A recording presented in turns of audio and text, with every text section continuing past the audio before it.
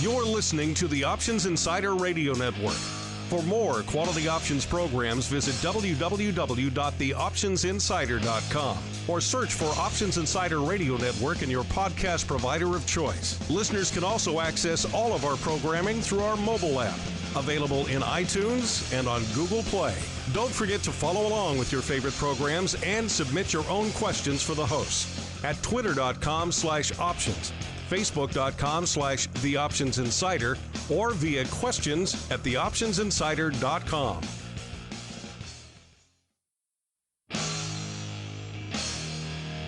And now, it's time for the show that breaks down the options market. From unusual activity alerts to market updates and trading strategies. If it involves puts and calls, then our all-star panel will break it down. It's time to hit the option block with your host, Mark Longo from theoptionsinsider.com and co-hosts, Uncle Mike Tosaw from RCM Asset Management, Andrew the Rock Lobster Giovinazzi, and Mark the Greasy Meatball Sebastian from OptionPit.com.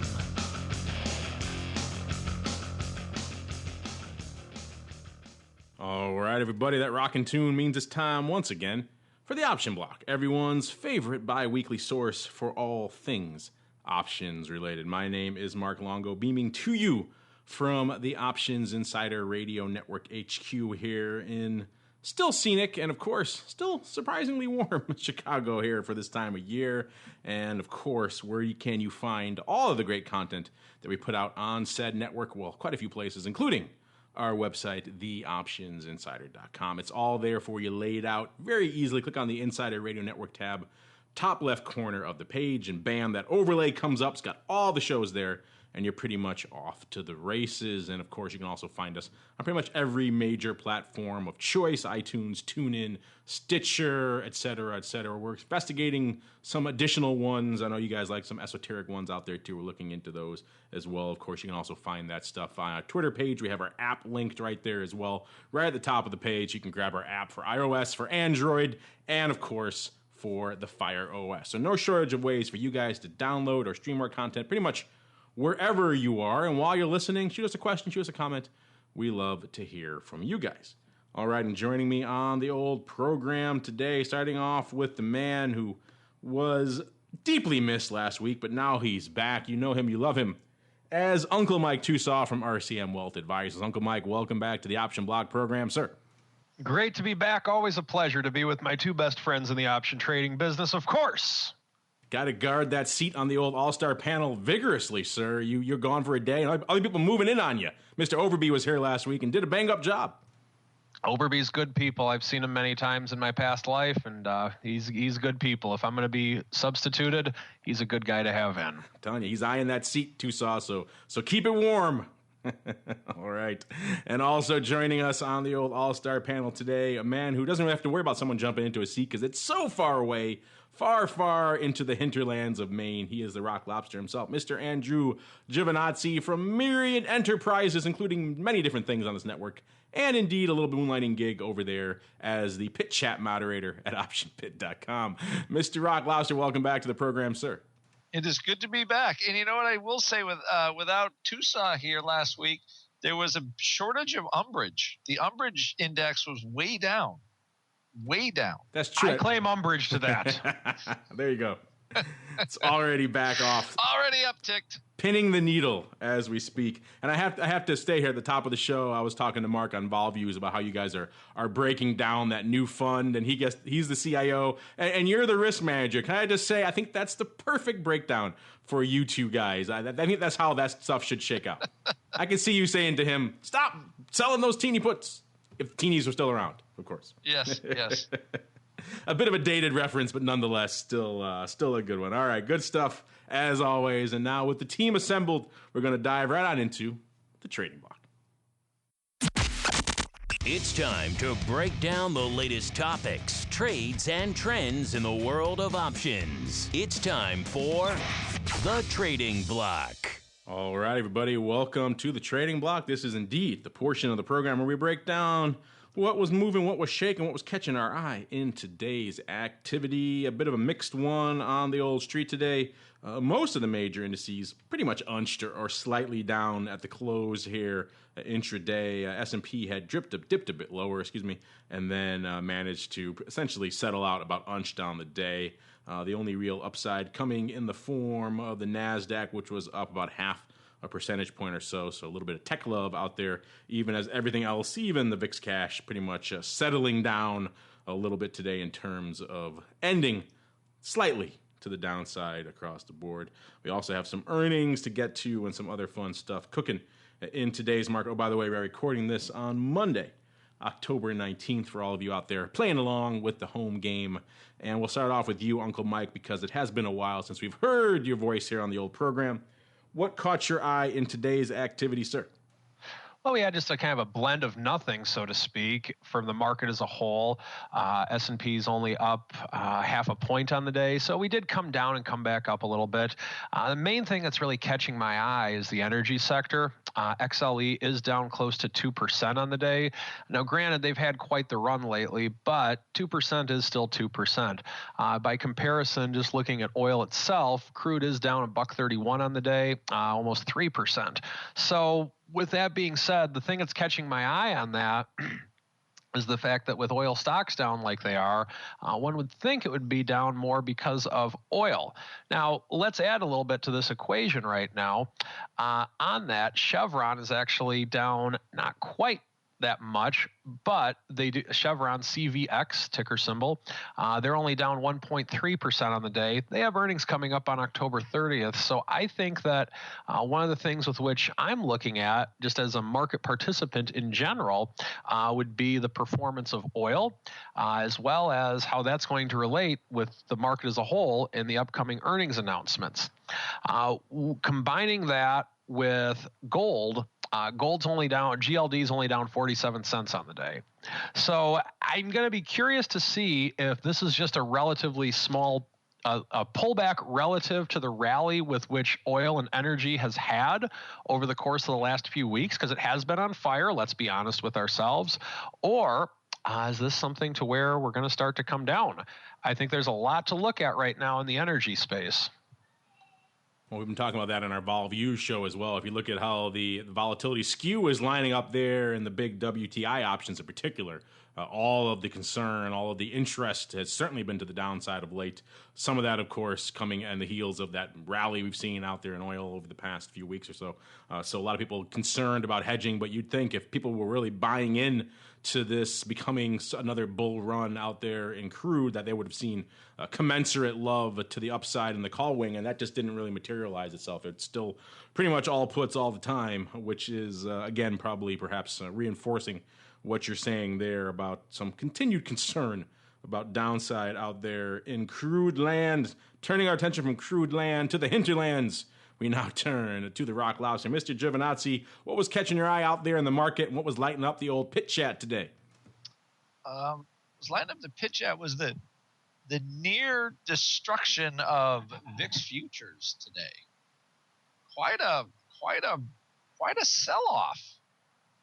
The 16 handle for the November future on a sustained way. I'm glad I didn't remember on Thursday. I was trying to sell some puts. I didn't get them off till today. So product's down like $6 from there. So is that when you were notoriously working puts on this program, sir? I was. The show saved me, made me a couple extra bucks. Sometimes it works like that. Anyway, I'm looking at November future the 16 handle. Huge move today, down $1. That's a lot on the when it started at $17. October moving. October VIX futures almost gone, but holy crap, they're literally taking. And I think part of that was the Chinese GDP came out and it's only down 6. They're only growing at 6.9%. I could have sworn a couple months ago we were worried that China's in a recession and everything's going to fall apart over there and our market's going to tank and geez Louise, and we opened down real big one day, and then now it's sort of, I don't know. again, I guess if you believe the GDP number there, what are we going to get? I don't know. So right now the VIX futures are basically saying we're done. The whole Chinese thing is nada. It's not a worry. We believe their data and it's no longer a problem. Yeah, I'm looking at the chain here while you're talking here, and you're right. It was pretty much a VIX apocalypse here across the board. Front month getting whacked. You kind of expect that, but yeah, even out to Nove and Dees off nearly a buck each, and both of those handles all the way out to April, May, June of next year, taking over 50-cent hits across the board on each of those futures. So you're right. They're just kind of taking off a lot of risk off the table here, and pretty far out, all the way to June of next year. Do we see a pretty sizable clipping here? So that is interesting. The Yellen premium probably already had been squeezed out already, but you're right. I think it's probably now maybe what remains of the Chinese premium now being squeezed out, and squeezed out quite aggressively, it seems. I would say, yeah. So, I mean, if you have short vol, what we did is we kind of rolled to less risky type positions today. I rolled out of my kind of more aggressive short vol stuff today. I still think it's going to go a little lower, mostly because once it starts doing stuff like this, it's kind of looking for lower numbers, as in, we don't see a lot of, because we haven't had great corporate earnings by any stretch of the imagination right now. I mean, they've been okay. I know Tosaw follows us a little, but it seems like it's been kind of blah earnings, not enough to tank us 20%, but certainly not enough to be at all-time high, especially with energy and everything else kind of just basically not, reporting lower revenue and lower just about everything. So it makes the case for lower vol. Okay, we're not really going to rally. The Fed's really not going to do a whole lot, and we're not, China's not crashing. So where do we go? We go nowhere. When the market thinks we're going nowhere, vol comes in. So just the move in the index belies the move in volatility, I would say, today to some degree. So that's what you got. Yeah, I'm looking at some other stuff here. Of course, you mentioned corporate earnings, and we had some coming out after the bell. We are pretty much into the ramp up here for the big part of the season. A lot of the names you guys really like to watch coming up later this week. Google, Amazon, and others. This morning before the bell, we had Hasbro once again delving into the toy realm, and Morgan Stanley coming off the heels of the big financials we saw last week, Goldman and others. But the big one after the bell today is IBM. Going back to that tech sector we were talking about earlier, even though IBM's a bit of a weird one when it comes to the tech sector, they kind of spun off all of their consumer-facing stuff. It's really more on the enterprise and back-end and software and services type of business there, as well as some really crazy research they do over there. So interesting stuff coming out of IBM. Apparently, the street not liking what they're hearing out of IBM. They closed right around 149 and a quarter. Actually, and looking at what they were pricing into that weekly straddle is right about 6.5 or so. So they were pricing in about a little over 4% move out there in good old Beamer. And surprise, surprise, what do we see so far in the after hours? About a 6-handle move to the downside here in the after hours, hovering right around 143. It bounced off 143 earlier as we were kind of doing the initial part of the trading block, and now it seems like it's getting some pressure to revisit those levels again. So right now, that straddle holding up pretty much right in line. About 6.25 to 6.5 is where it went out, and it's hovering right around a little over $6 right now. We'll see if that level can be maintained or if Beamer's got more downside to it in the session to come. They're doing some pretty decent paper out there today, doing over almost 4x their ADV today. So a lot of people lining up out there in Beamer land today. I know, Mr. Rock Lobster, you're an old diehard equity options guy, and the Beamer was the big pin on the CBOE for a long time. Was that lighting up the old pit chat at all today? Zero. Really? No love for Beamer these days? I think it feels like a dead money stock. It generates dividends, but as far as, growth, revenue growth, or any kind of growth, it's just not there. So I don't know why you want to own it. It's been a one-way trip to Palookaville for a while.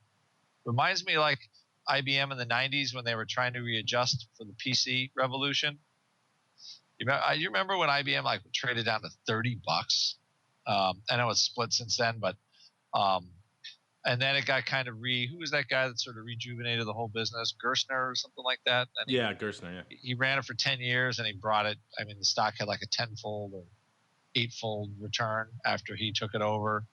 And I think they got caught flat-footed again because of the move to mobile. And I don't know how much of their business, is on the mobile platform. I mean, everybody makes fun of Microsoft, but all of a sudden I'm seeing all kinds of Microsoft products now on my Apple phone. So they certainly kind of got left behind by it all, it feels like. Again. Yeah, they dumped off, their ThinkPad line, which is very popular, to Lenovo. They moved very firmly away from a lot of the consumer-facing stuff, like I said, and as a result, they've missed a lot of that developments. They've made some cool developments on the other side, the enterprise side.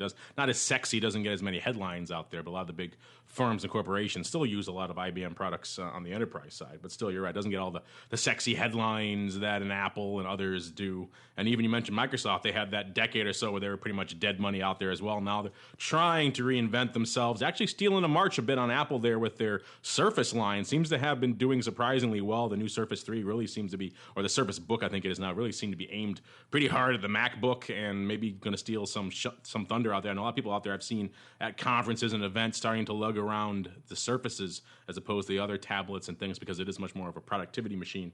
So pretty interesting stuff there. In terms of what else is afoot out here in earnings season, we saw Walmart kind of screwing the pooch last week, and as a result, there's a lot of attention out there on what people like to call Walmart's nemesis these days, Amazon. Talked about them many times before on the show. They're hovering right around the 573 level right now, up a little over 2 handles in today's activity. So Walmart's woes apparently good for Amazon right now, selling or rallying, I should say, today. But a lot of people out there starting to pick apart Amazon, and this is kind of a repeated refrain. We've talked about this many times. I remember early in my days on the SIBO when Amazon was kind of just getting started and hearing the death knell from everybody. They're burning cash at a ridiculous rate. You can pretty much pick any quarter of any year and do a search for Amazon. You're going to see these kinds of articles going back over a decade now. They're about to implode. They're about to die, et cetera, et cetera. I saw one today from over there on the street that was kind of interesting, if a little bit deep in the weeds. It was done by an accountant or someone very familiar with accounting and talking about how they're kind of playing a little fast and loose, I should say, with how they're accounting for their free cash flow over there at Amazon and also their return on invested capital, because they spend a lot, as you know, if you're familiar with Amazon, they really run a lot of the backbone of the web with their Amazon Web Services, and how they're accounting for a lot of the expenses that go into maintaining and operating those servers. They're playing a little bit fast and loose. It's all legal, but it's still a little bit dubious. And if you take those cash flows and everything else and account for them the way you probably should be, that actually is going to really slash their return on invested capital and everything else, to the point where at least this person writing the article says the price target should be more around $400, using every other metric kind of being the same right now than where it is right now, around 573. Still interesting stuff. I won't go too deep into it here. We're not the accounting cast, but if you want to check it out, search for that over there on the street, and just kind of getting into all the knee-deep debits and credits you might want to see about how Amazon is kind of playing fast and loose a little bit with the old accounting systems here. And of course, we couldn't mention what was lighting up the old street today without mentioning the big O. Of course, a former Titan here in Chicago. In fact, her studios were right down the street, literally, from the Options Insider studios and Options Insider HQ until very recently, when she sold off all of Harpo there now. But we do still see that around town, and she still does pull a lot of weight over here, and apparently pulls a lot of weight in the old street today with really lifting Weight Watchers, which a lot of people had considered to be dead money for quite some time, announcing today a pretty big share. She gobbled up substantial 10% of the company, saying she kind of liked how it worked for her, so she wanted to invest in them. And Weight Watchers saying, please, we want you to be associated with our brand. And no surprise, because the stock was up 85%, at least intraday here at about noon today. Well, let's see where it closed after all that sturm and drang there. But still, yeah, ticker symbol WTW, listeners. That closed at $14. So it pretty much doubled today, listeners, just off the strength of the big O coming in. This is the name that does about 2,500 contracts a day, doing 72,000 today. So the O swinging her weight around literally and figuratively out there. This is the name that had been beaten up pretty badly. Lost about 72% of this value going into this deal. And what's interesting, too, for our audience, the option side of the fence, she bought a bunch of her stock at $6.79. Clearly a good deal now. She also got options to buy quite a bit more, additional 5% also for a little bit more, for $6.97 there. So she's in the options game now, and hopefully, if she's savvy, she has someone out there recommending some hedging for her as the stock has doubled. She does have some terms to this condition. She can't sell any stock for the first 2 years. Then she can sell 15% in the third year, 30% in the fourth year, up to 60% in the fifth year. Hopefully, in those terms, there are no prescriptions against hedging, because hopefully, if she's savvy or someone on her team there is savvy, she'll be buying some puts right about now. In fact, speaking of which, talking about puts out there in Weight Watchers, this is the perfect segue, perfect time to dive right on into our old friend, the Odd Block.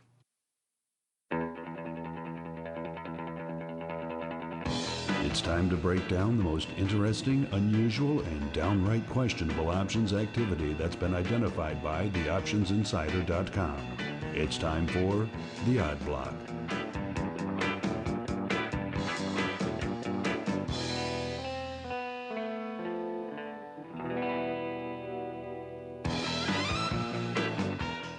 All right, everybody, welcome to the Odd Block. This is indeed the portion of the show where we break down the weird, the wild, the whimsical paper that is lighting up the old options market today. Going to kick things off exactly where we were in the trading block, listeners. Going to turn our attention back to the Big O and her effect on Weight Watchers. Like I said, the stock closed in nearly $14, up over 7 handles today, just pretty much breathing new life into this name that a lot of people had written off for dead. Like I said, averaging about 2,500 contracts a day, doing 72,000 today.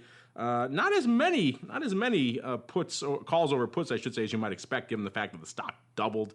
You'd think there would be at least 2 to 3x calls over puts. Only 1.3 to 1 calls over puts. So some interesting stuff. Perhaps some of that could be attributed by our trade here today. Remember, I said hopefully the Big O or someone on her team is savvy enough to pick up a few puts for her back pocket to lock in these ridiculous gains she's made already today.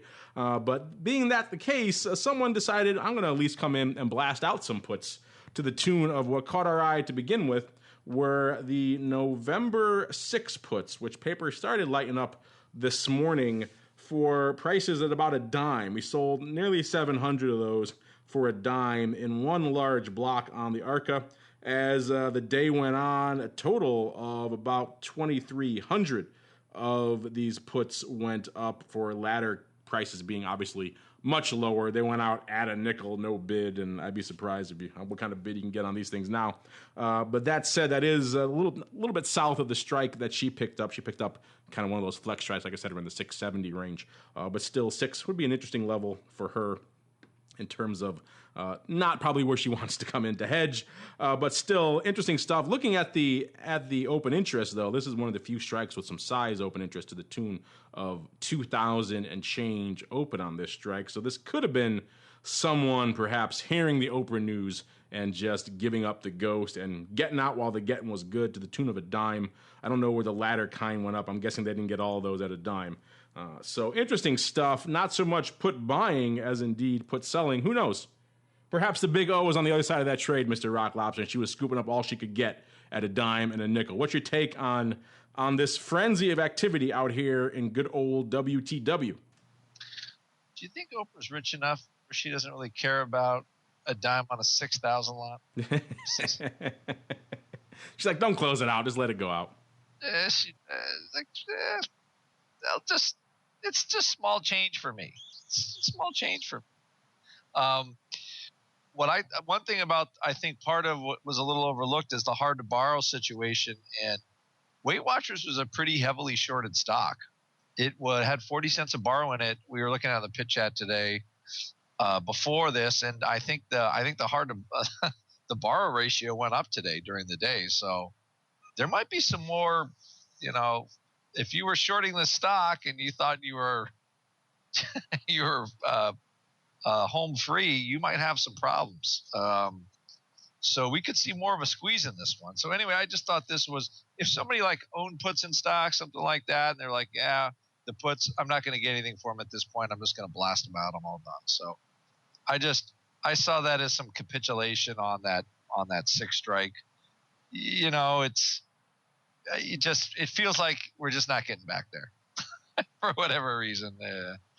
Somebody just said, I'll take the dime now because that's about 250 volatility, and I'll take my money and go. So the big O pretty much blew out all of those shorts here today. That's what you get. It might be worse. That's what you get when you short in the teeth of the big O coming at you, because she'll run you over like she did today. She is quite literally the train or the steamroller in this name today. But you're right. This has all the hallmarks of a bit of a short squeeze to the upside here.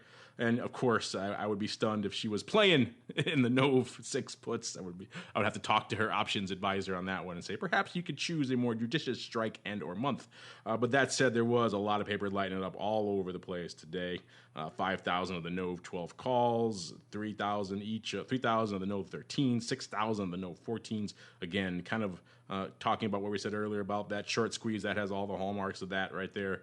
Crazy upside calls, getting what you can get to fight off against that short squeeze. And you're right, this might have some more room to rally. It'd be interesting to watch this one if we do see a big block of longer term puts going up, maybe around the 10 handle or a little higher. We'll see if she can actually get in and do that, or maybe perhaps it'll be a flex trade. I'll have to keep an eye out for those as well. By the way, we'll see if the big O can get in, and hopefully she's allowed to hedge this one, because it would be a shame to have her cause all of this, then have it gradually drift back down to 7 or 8 over the course of the next year or two. We all saw that happen with Sirius out there when Howard Stern got all those shares, and they weren't worth as much or anywhere near as much not that long after. So hopefully the big O can avoid that one as we move on to our next name. Kind of shifting gears here a little bit.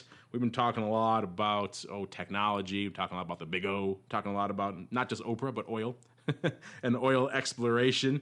And we're shifting gears a little bit here, talking about Santander Consumer Holdings, Inc., ticker symbol SC. This is, as the name implies, a holding company that specializes in consumer finance, focusing on vehicle finance and unsecured consumer lending products. So a lot of your car loans and things coming through SC here. This is the name that closed a little bit north of $21 today, and a name that's been doing about 300 contracts a day, doing a whopping 1,100 today. So size paper, at least when it comes to the SC numbers. And this is a name where what caught our eye out here is pretty much, and almost all of the paper, except for a couple hundred contracts, came in this one sizable upside earnings love fest. In particular, we have the Nova 22 calls lighting it up today to the tune of, when we first started watching these, a couple hundred going up for 55 cents as the day went on. Total of nearly 1,000, 965 going up for prices in that range. They went out 50 at 65 cents. 56 contracts open on the strike, so all opening paper here. Though it should be noted there are about 2,000 open of the 23s, whether or not that's related or not. Still, his name went out 2112, so these are a wee bit north, a wee bit optimistic, but still looks like they have perhaps a little bit of earnings love in them. There are earnings baked into these earnings coming out next week or so on the 29th, I believe. So these do have some earnings fluff built into them. Looking at a chart of this name, this one, not too long ago, back about in June of this year, was trading north of the 26 handle. So our friend here clearly thinking that perhaps there's more upside left to run in this name, certainly after earnings. Mr. Rock Lobster, what's your take here on this earnings upside call love fest here in SC? This is an interesting stock. I read about this company. It was started by this guy, got financing from Banco Santander, and then they spun it out. I guess they do a lot of auto loans and basically for whatever reason that they're in the auto loan business, repackaging, whatever. And I think there's some speculation that, this company is going to have a hard time because of credit quality. And I think it's done really well. So this just looked like a very, we see these calls where the options almost never trade. And then all of a sudden everybody wants these no doubles for the earnings cycle. It just had the smell of a stock that has some upside in it. So that's why I took a little interest in it. It doesn't trade at a very expensive multiple if you care about all that fundamental stuff. But again, it just looked like it didn't look like your average just buy some out of money calls to me. Just because it kind of stood out as far as like concentration on strike and, time to expiration with earnings, things like that. It's almost like somebody knows there's going to be a decent report or something along those lines, or the stock kind of makes a little trip back up to the 25s where it was earlier. So just looks like, kind of bullish paper.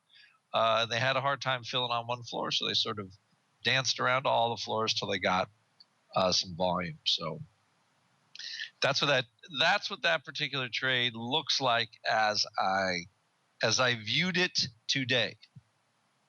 All right, sir. And since I did invoke Howard Stern and Sirius, only right that we close here by looking at some activity out there in good old Sirius XM.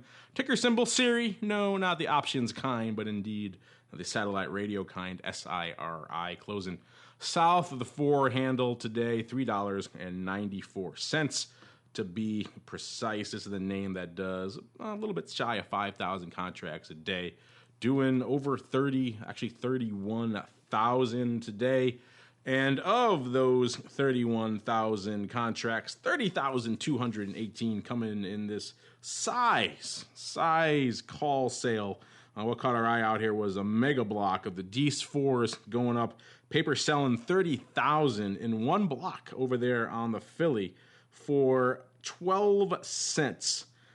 Looking at this one, it does have earnings coming out a little bit. Then these are not straight up earnings play because it's Dees. The earnings are, I believe, next week on the 22nd. So before the open. So these are a little bit long term to get earnings, unless you think it was going to be a bit of a pop. But interesting enough, this on the surface appears to be perhaps a straight up, really stretch here to get some yield to capture that 12 cents. But when you dig into the open interest, there's nearly 90,000 contracts open on this strike. So this looks like the hallmarks of someone perhaps giving up the ghost here a bit and saying, I don't know, I'm just going to close these suckers out because I don't think how much more upside is left here in SIRI. Still, that is debatable, Mr. Rock Lobster. So I turn to you to debate the other side. Where are you falling on this? You feeling close, or you feeling a desperate attempt to get 12 cents? I'm feeling a desperate attempt for 12 cents. I think Howard Stern himself wants a new car, so he's just going to sell 30,000 of these things for 12 cents. What do you think? I mean, who else is as big of a shareholder as him out there? I don't know. This could very well be the Howard. You got all kinds of media moguls making options news today. Oprah and now Howard Stern. Yeah. Let's see, on 30,000 contracts for 12 cents, 30,000 times $12. It's a good 360. Yeah, that's It'll something. do. It'll do for a nice high-end Maserati or something there. A low-end Lamborghini. Or like one of a used Ferrari maybe or something. But I think he's got, the stock's not doing anything. Hopefully it's for 360 you're not getting something used. I want a new car. I can see him saying that to his accountant. Hey, I need a new Ferrari. He says, okay, let's write some calls here. What do we got? Yep. Yeah, it could be either way. Listeners, let us know what you think of our dueling media moguls here, lighting up WTW and perhaps indeed hunting for yield out here in good old Sirius XM. Either way, that's all we got here today for the Odd Block. A weird one today, but a fun one. Now it's time for us, because it's Monday, to keep on rolling right on into Uncle Mike's favorite segment. It's time for the Strategy Block. It's time to dispense options, wit, wisdom, and education. It's time for the Strategy Block. All right, everybody, you know what that sound means. It's time for Uncle Mike to grab his smoking jacket, his bubble pipe, and indeed, because it is getting a little bit cooler, this time of year. You know, sometimes they turn that knob down on the climate control out there in lovely and scenic St. Charles so they can enjoy a nice brisk fall breeze and have a nice fire out there. And he is indeed, I'm sure, doing that today, sitting by a roaring fire, stone tablets in hand, ready and indeed willing to dispense some options, wit, and wisdom. Uncle Mike, it's been a while. I know you got some pent-up wit and wisdom. Let us have it, sir. The floor is yours. Oh, I can hardly wait. All right, so a couple things I want to go through today. I want to give a brief update as to some things that I'm doing at this stage in the game. And then after that, I want to go through why I think you should not be in bonds right now to the long side. Let's start off with an update as to what I'm doing. Last week on the show, I had mentioned that I wanted us to go above 2,000 in the SPX before I would jump onto the call buying bandwagon. And we're past it, and I'm still not on the call buying bandwagon, and I want to explain why. The reason is that after doing more analysis on this after the show, I'd come to the conclusion that if the market continues to go up, you got to buy calls if you want to make money, obviously. But what makes it worth waiting a little bit longer? Well, I will tell you what makes it worth waiting a little bit longer, and that is 3 letters, VIX, the VIX. Not necessarily the VIX the VIX itself, but volatility. So since this past show, if you look at October, we opened October, and I'm just looking at a VIX cash chart right now. I don't want to belabor points that Andrew makes far more in-depth and Mark make far more in-depth than I do, but I'm just looking at October 2nd, or actually, I'm sorry, October 1st, on the VIX cash, and it opened October at 23.14. It closed today at 14.98. So that's a pretty intense drop in volatility. Now, with that being said, we've obviously had a rally in the stocks. The stock market bottomed on September 29th, most recently, not including the August lows that we had before that. But on there, when we hit the lows, that was a stage with which you could have sold premium. You could have done a lot of things. And since then, you know, we've been selling a few put spreads here and there, maybe not in the recent weeks, but what I've been doing and I've been talking about on the show in the month of September have been just basically selling put spreads on dips. And the reason with which I have not jumped on the call buying bandwagon, once we go positive on the year again, the S&P closed 2014 at 205.54. I don't want to buy right now, just because of the fact that I don't like buying after we have during a choppy time as such. So because of that, I've come to the conclusion through my research that if we do wait until 205.54, then, and I know it's only another 20 points or so in the S&P, but if that could happen tomorrow, but if we wait till then, I'm not going to miss out on that much. The reason is that volatility continues to go much lower. And the value of calls, although it has come up since the lows of September, it's not come up in extreme amounts because of the fact that volatility has come down so much. So if we go positive on the year in the S&P, I got to get into this marketplace. And I think we will. So why do I not do it now? Well, I'm trying to protect risk. I don't like buying after we have major upturns or not major upturns, but after we have such a choppy market like we have had these last couple of months, and we've had the rally with which we have had these last couple of weeks. Because of the fact that vol has come down so much, should we go up another 20 points in the S&P, I think vol will come down a little bit more, and I think I will have not missed out on that much. And on top of that, it's less time decay with which I have to find a way to pay for while being on the sidelines. If I were just a stock trader and a stock trader alone, I likely would have gotten in a while ago. In fact, on my collar strategies, I've been in for a while because, well, they're collars, quite frankly. But the point that I want to make with what I'm doing and what I'm looking at on here is that if you wait just a little bit longer, it's not going to hurt you that badly because of the fact that vol will likely come down and it won't cost quite so much to get into it. Now, on to the next thing, bonds. Right now, we are all waiting with bated breath on what the Fed's going to do next. We just sit up at night saying, oh my goodness, I can hardly wait to hear more news about the Fed. We haven't talked about the Fed in a while. Fed. In reality, who knows what the Fed's going to do? But I do know this, is that TLT, which is kind of a benchmark that I know a lot of our listeners watch, closed 2014 at 125.92. As of the close today, it's trading at 123.59. Not a lot of movement at all. But with that in mind, I am very cautious about getting people into bonds right now, even if they do need income.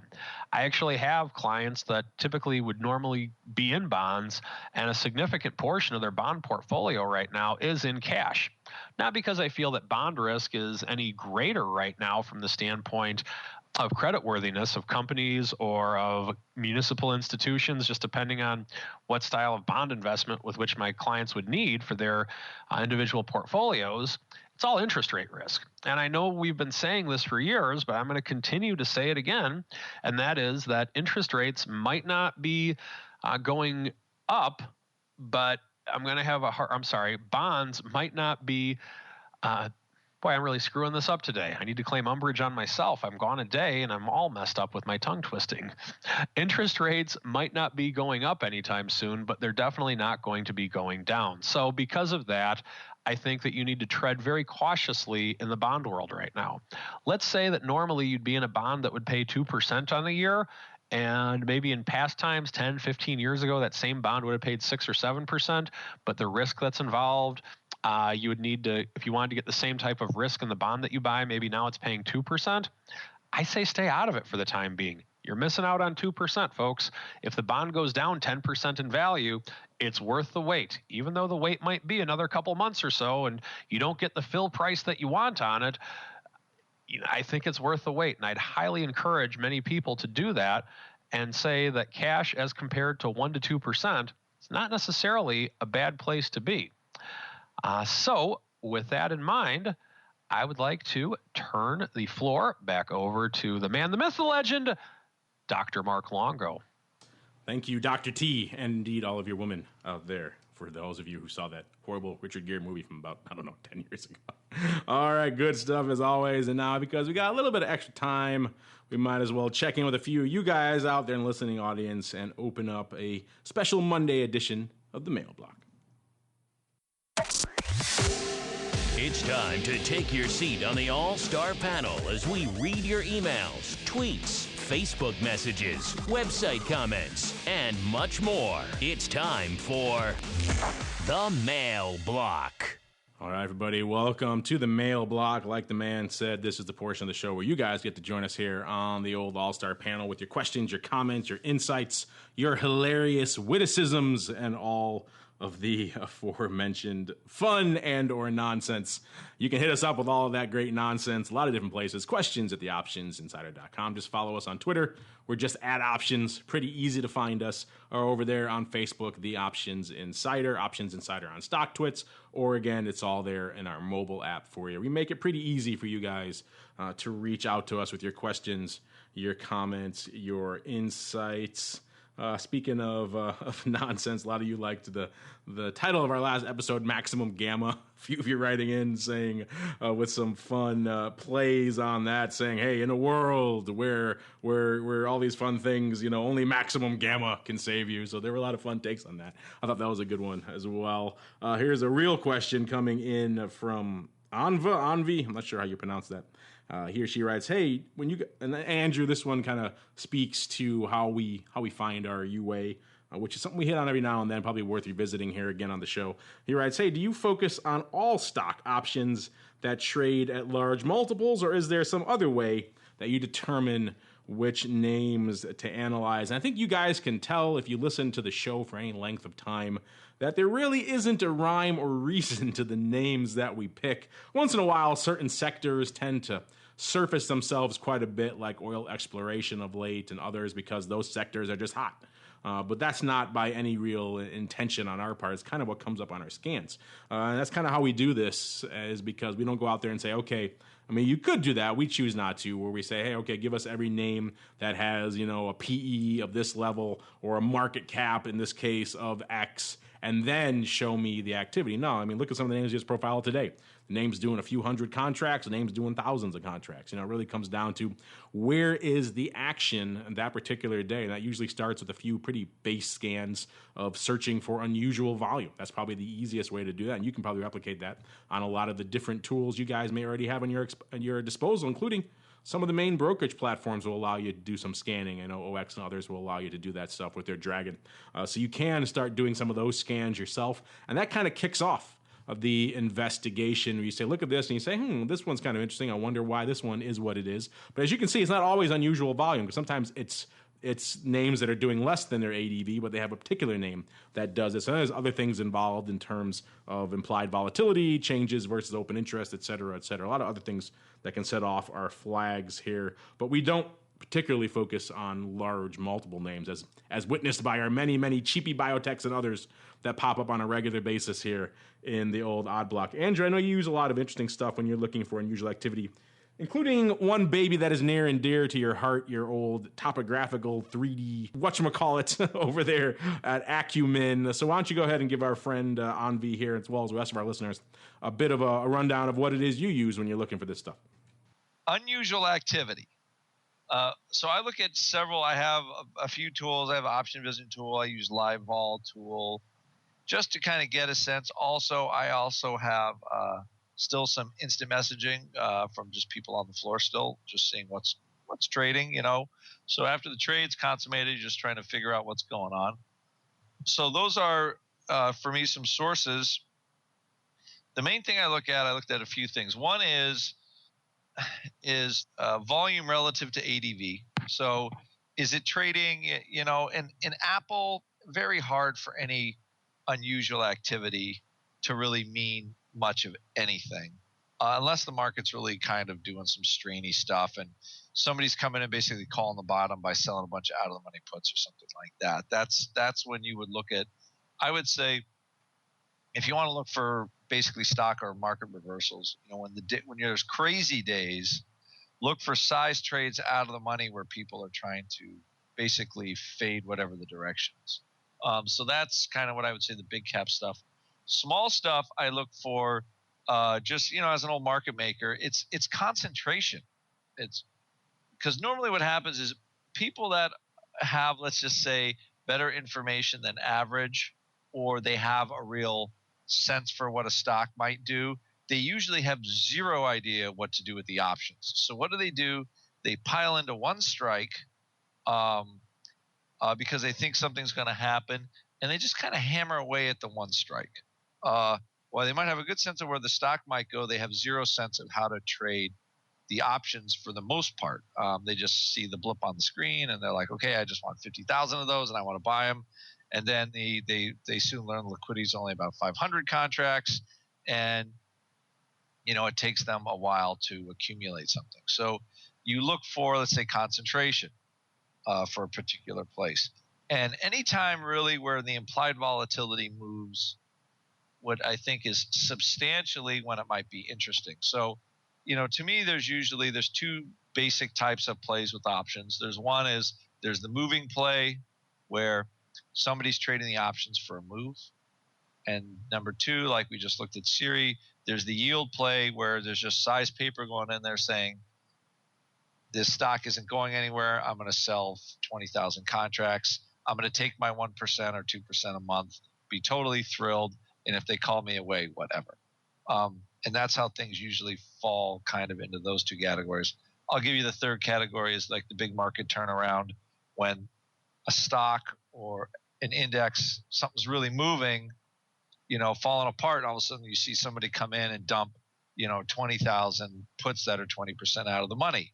Are they going to be right? You don't know if they're going to be right, but all of a sudden they're deploying money, and you never know what's on the other side of any trade. Longo and I we've discussed a lot of trade tags.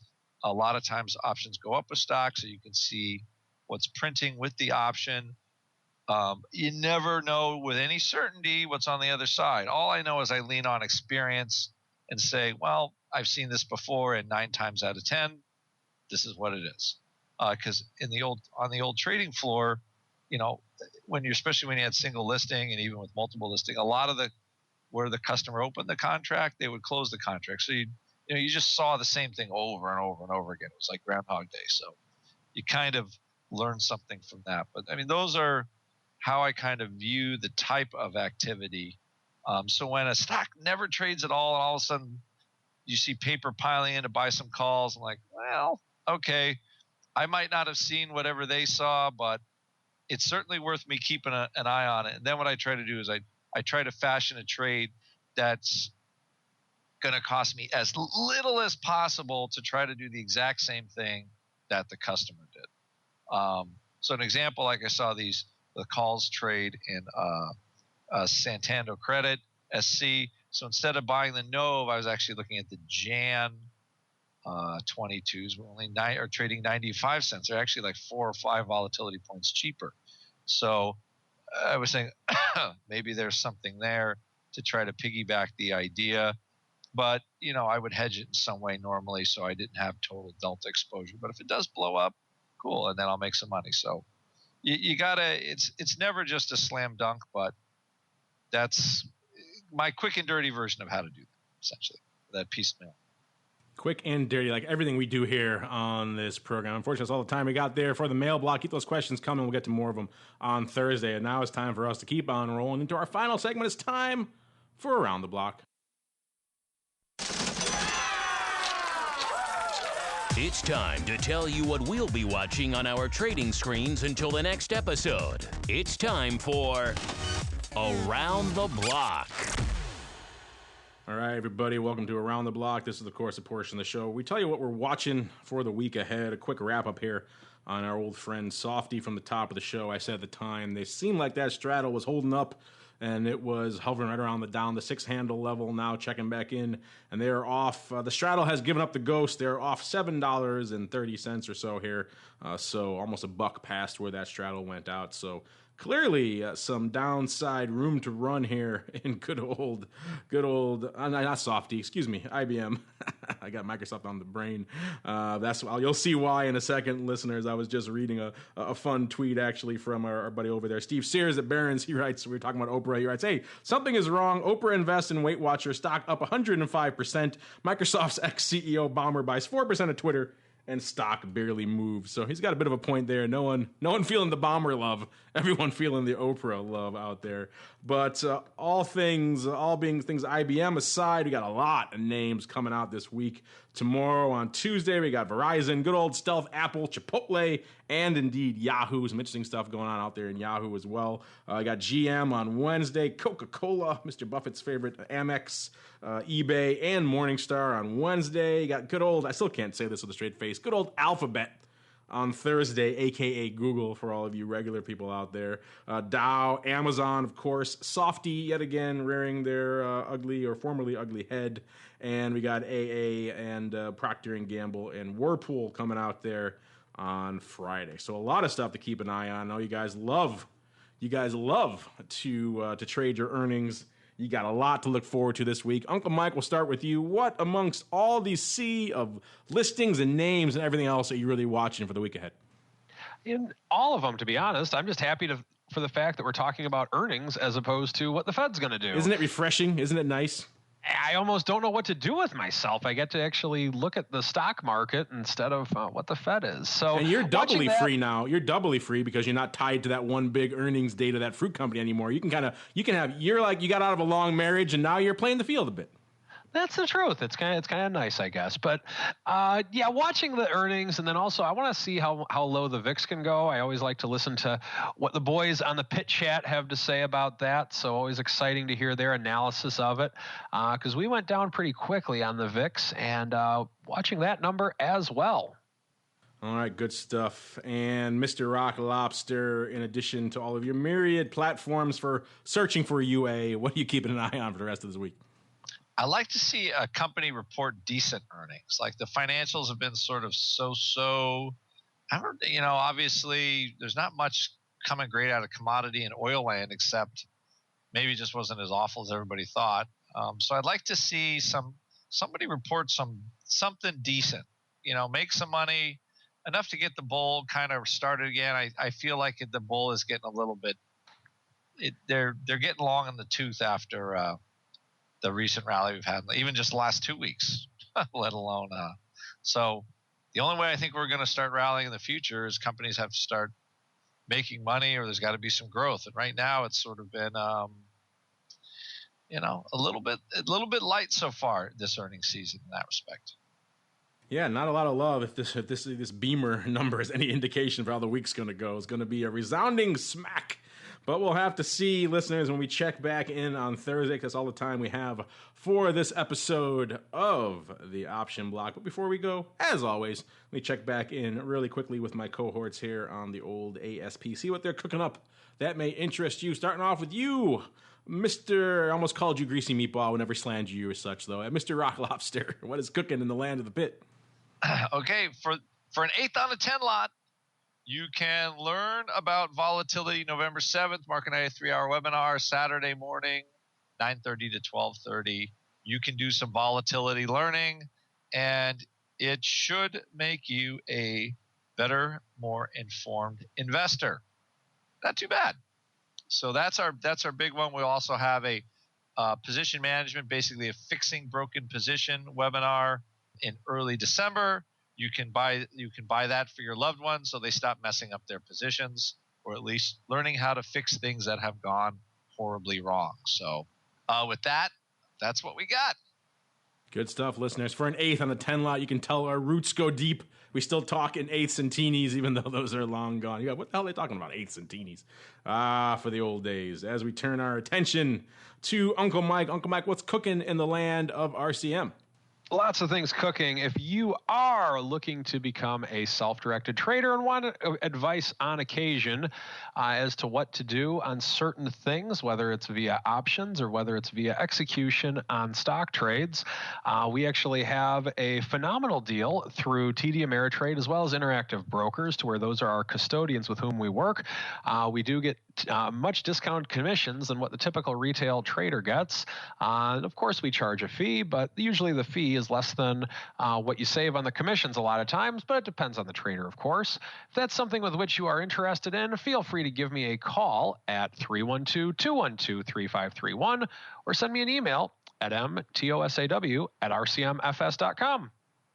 All right, everybody. On behalf of Uncle Mike and the Rock Lobster, and indeed myself, I want to thank all of you out there for joining us on this earnings-centric, Oprah-centric episode of the Option Block. We'll be back on Thursday for more options, wit, and wisdom, and we'll see you next time for more of the Option Block.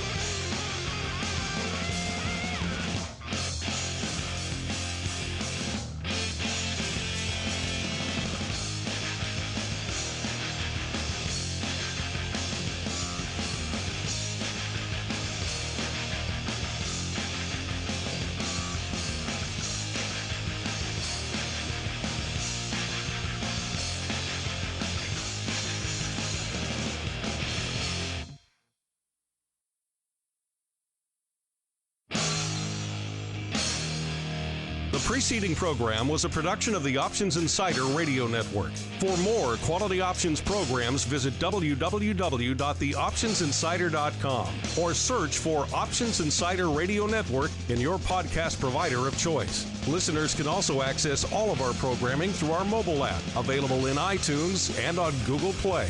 Don't forget to follow along with your favorite programs and submit your own questions for the hosts at twitter.com/options, facebook.com/theoptionsinsider, or via questions at theoptionsinsider.com.